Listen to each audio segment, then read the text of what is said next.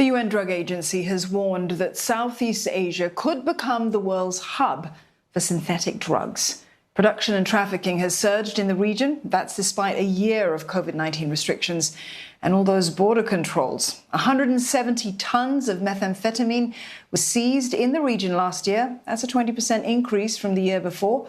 As May Wong reports, the military coup in Myanmar has made things worse. Don't let this picturesque sight in Myanmar fool you. Look closer and you'll notice the opium poppy plants thriving in Myanmar's eastern Shan state. But Shan state doesn't just account for most of Myanmar's poppy output. It's now also a main location for synthetic drugs manufacturing. According to the UN Office on Drugs and Crime, organized crime groups have been expanding the regional synthetic drug trade in Shan state and in the Mekong region. It's concentrated among the Mekong countries like Myanmar, Cambodia, and Thailand, which includes the Golden Triangle region.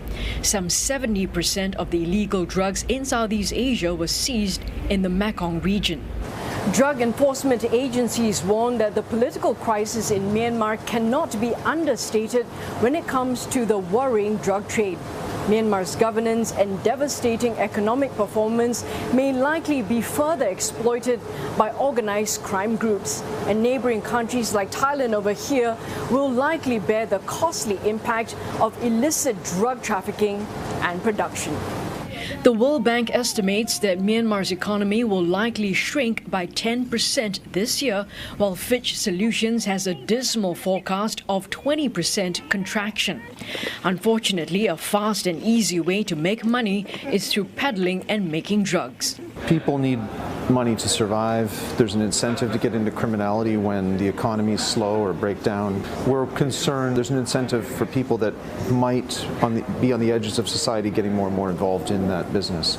At the same time, what we're witnessing recently in Myanmar, the acceleration of poverty or the deceleration of the economy leading to poverty will also play into this because a lot of people are losing jobs. Will return to opium farming areas. They may get back into opium farming. On the other hand, ethnic armed groups or militias may need to make money. And that's where methamphetamine comes in. They can do it quickly, they can make more, they can traffic more. COVID-19 restrictions, the UNODC said, may have resulted in fewer drug seizures in the second quarter of last year during the height of the pandemic in Southeast Asia.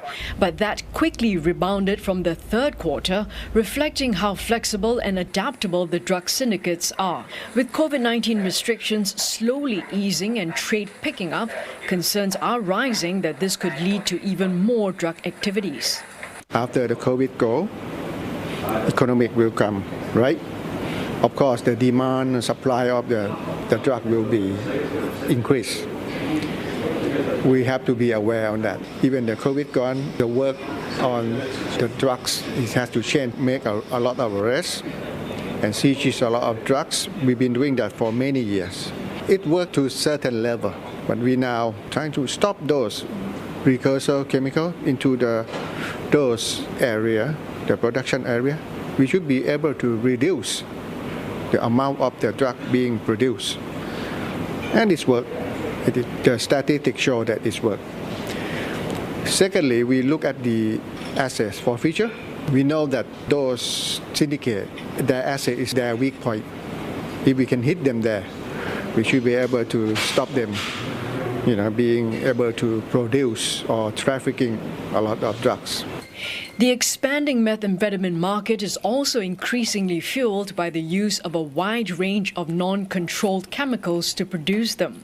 With an increase in illicit drug supply, it's also cheaper to get methamphetamine, which in turn could lead to higher consumption.